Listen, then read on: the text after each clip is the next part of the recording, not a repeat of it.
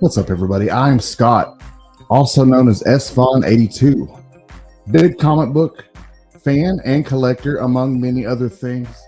With the recent release of Penthouse Comics issue 1 a few weeks ago at the time of this recording, I thought we would take a look at some of the upcoming issues, as well as a little bit of the history of Penthouse Comics and how it's made its comeback, and where it will go from here. So, I hope you guys will stay tuned.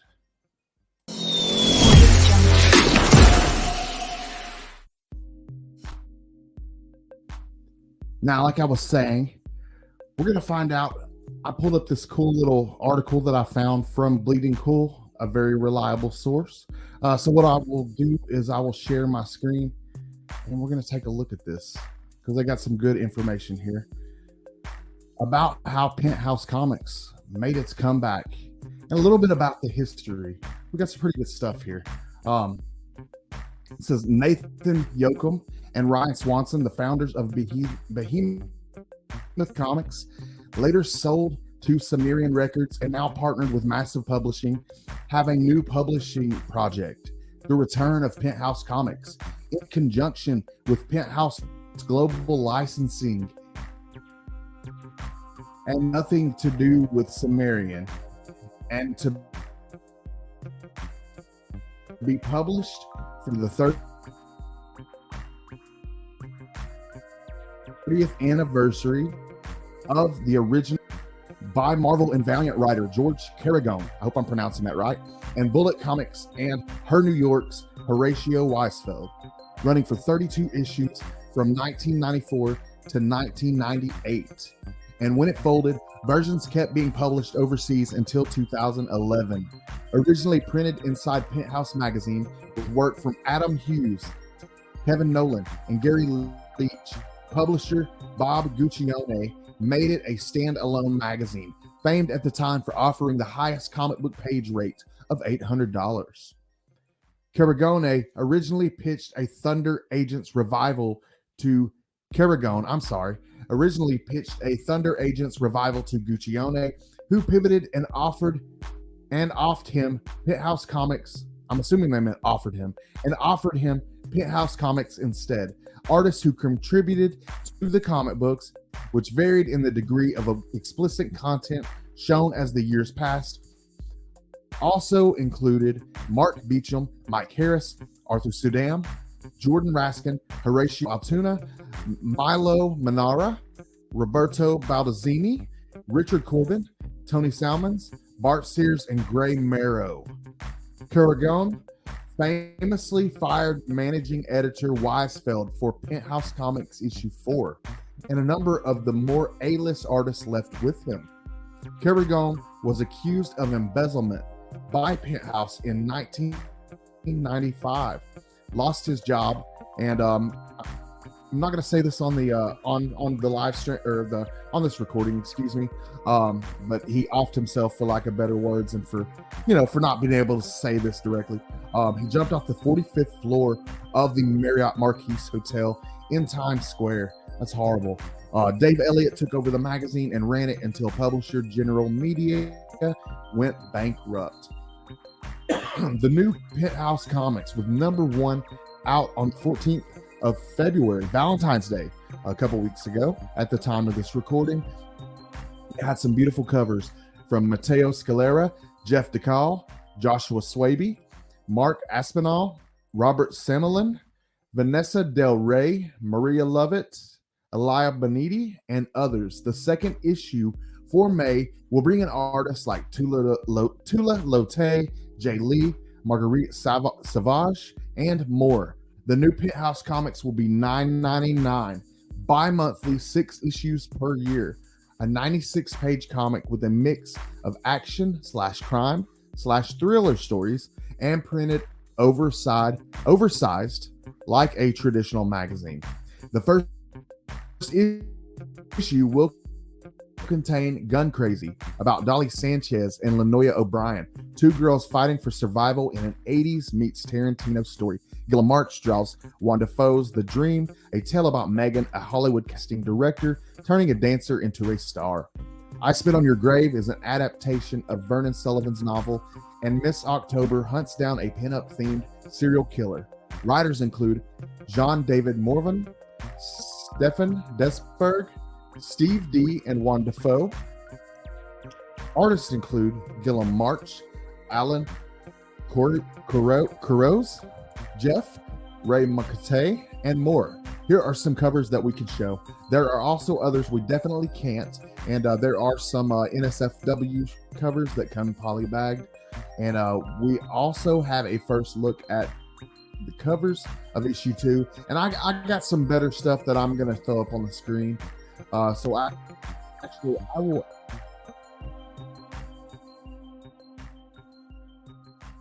Because I feel like that was some good info provided by a pretty good source. So Penthouse Comics back in 2024. I'm very excited about this. I pick these up personally when I find them from time to time. So let me make myself as big as possible. I'll share this with you guys. This is Penthouse Comics. This is an original from 1995. This is issue 8, July, August of 1995. And as you can see, that's a pretty cool cover. And take notice some of the artists that it names up top. We got Saddam, Barry Beecham, just some really good artists always attached and writers attached to these Penthouse Comics. I also have May of 1997. We have a beautiful cover here, and just some really good stuff. Really good artists and writers attached to these. We have a cat fight on the cover there, and I actually picked up issue 1. I got a couple of covers for issue 1, and I picked up the Jeff DeCall. I felt like anything that guy puts out is amazing. Just an amazing amazing artist. So I picked up the DeCall. So I'll show you guys that. These came in 2 weeks ago at the time of this recording, and beautiful cover art. And I do plan on continuing to pick these up. That's great news that they will be bi-monthly. So we're going to get new issues every other month. 6 issues this year. So I also picked up a second cover. This is one of the NSFW polybagged variants that I showed you guys. And actually, I'll open it up and show you. It comes polybagged with this on the front of it. It actually has this. That's what you see when you're buying it in the store, and you can scan that barcode and see what the cover looks like. But then you take that off, and I'm going to show you guys what the actual uncensored cover looks like. This is the Brow cover for issue 1. Brow is an artist out of Brazil, amazing artist. He has done work on, he did this book called Vermilion, which is a Slipknot song, but it was turned into a comic book. He did the artwork for it. Absolutely stunning artwork. He killed it. Amazing artist. He also is doing covers for Basic Instinct, covers for other comic books as well. That's just the comic books that I can think of at the time. This was his cover for Penthouse. He killed it. Did an amazing job. Love Brow. Brao. If you're not familiar, go look him up. He is on IG and pretty responsive too. So he is a really cool guy. But let's check out the covers. We will look at some of the covers for Penthouse because I am excited about the release of this. For issue 1, we got some beautiful covers, and I showed you guys the 2 that I picked up. But here's some of the other covers that are out there if you're interested in ordering these, because you can still pick them up online. $9.99 is what they typically go for. $12.99 for some of the polybagged ones, and then you have incentives for this issue 1. Not sure if they're going to do incentives for issue 2 and going on from there, but I do know that they had a 1 in 10, a 1 in 25, and limited to 1,000 issue, which we'll take a look at here in a second. But cover A, as you can see, is Scalera, and that's a beautiful cover. I love that. I picked up the cover B, polybag, Jeff DeCall. He did an amazing job. Jeff DeCall is one of those artists that you don't even have to see. I'll blind order a cover if his name is attached to it. Just an amazing artist.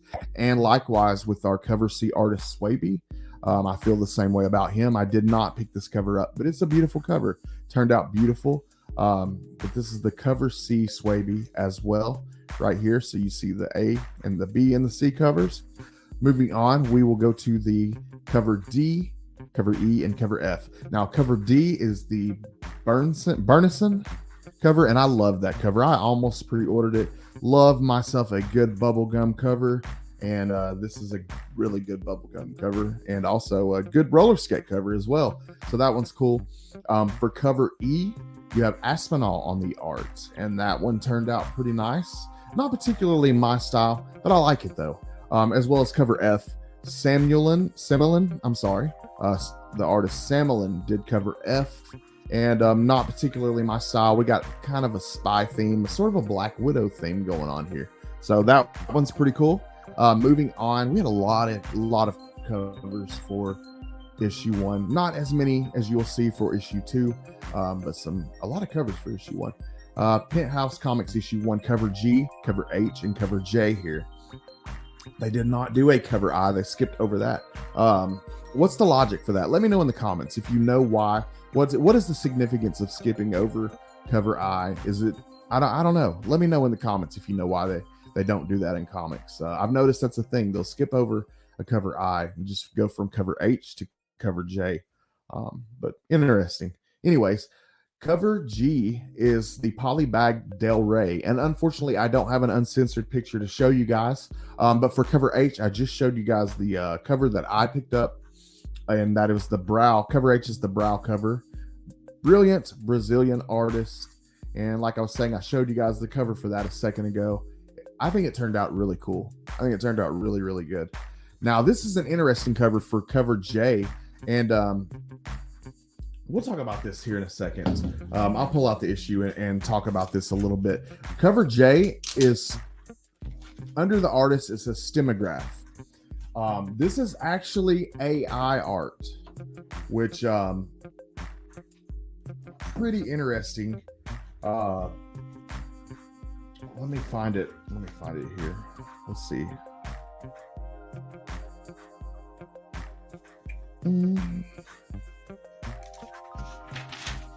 Trying to find, sorry about this, guys. Let's see, I've got the issue open here. I was trying to find, okay, in the early stages of production with this issue 1, it says, this is Penthouse speaking. It says, we wanted to ensure we were featuring both big names in the comic industry while also providing jobs to some up-and-comers and artists we knew less about. And in this pursuit, we ended up forking over a good sum of money for art that was created with AI involvement for one of our covers. Now that's referring to this cover J that you see on the screen, the stemograph cover. It says, unfortunately, we were not aware until after the art was in production. We decided after much deliberation to still include this cover.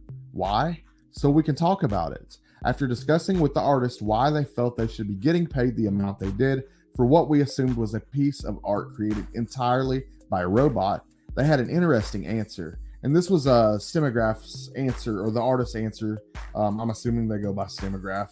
That's why the name would be listed. But their answer was, art is an ever-evolving expression of the human spirit. It thrives on innovation and the exploration of new frontiers. AI, as a tool, is not here to replace the artist, but to empower artists in pushing the boundaries of their own creativity. It serves as a bridge to new possibilities, not a destination in itself. The art continues in this unique partnership. I leverage AI to bounce ideas and concepts, exploring visually striking possibilities. Every image generated by the AI undergoes a meticulous refinement process in software like Photoshop or Procreate. Where my artistic expertise comes into play, this hands-on approach ensures that each artwork not only meets, but exceeds the highest artistic standards, creating a truly captivating visual narrative. And further stating, throughout history, artists have embraced new technologies and techniques to advance their craft. Whether it was the advent of photography or the digital age, these innovations have not diminished the value of human creativity, but have expanded the horizons of what's achievable. Still, with this answer, it is clear that the first steps employed in creating the piece in question included a major shortcut that creates an advantage for this artist. Various stages of development of the art are sped up via a machine, and this cuts out a major amount of the work and creativity required.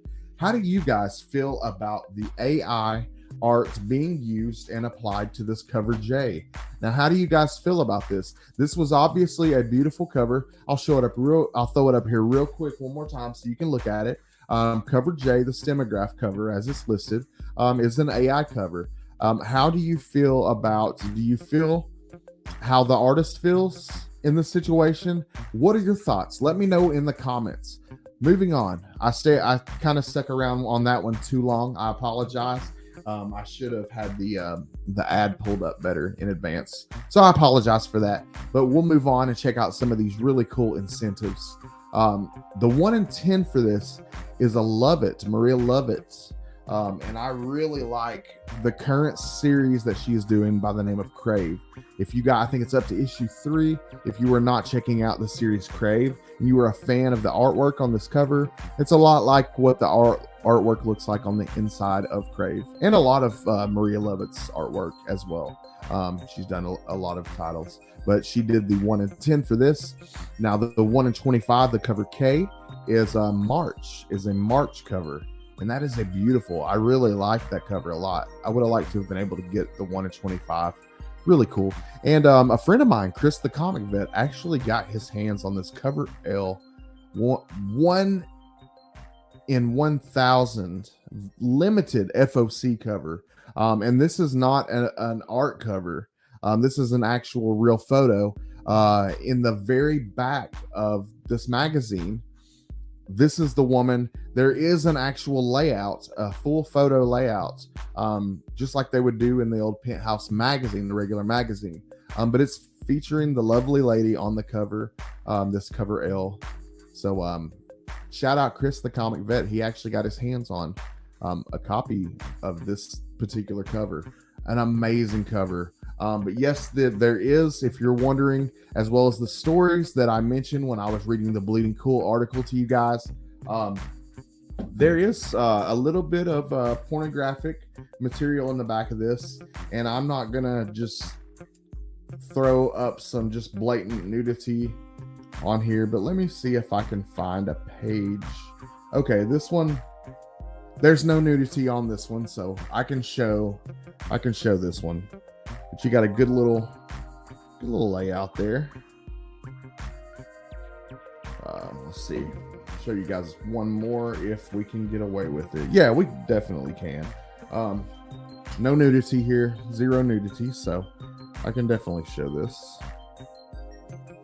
So you're getting all the stories and all the stuff that it named when I was reading the Bleeding Cool article, but you're also getting a little bit of nastiness as well. So let's move on. Let's find out what's coming up for issue 2, which should be coming out in a couple of weeks. So I'm really excited for issue 2.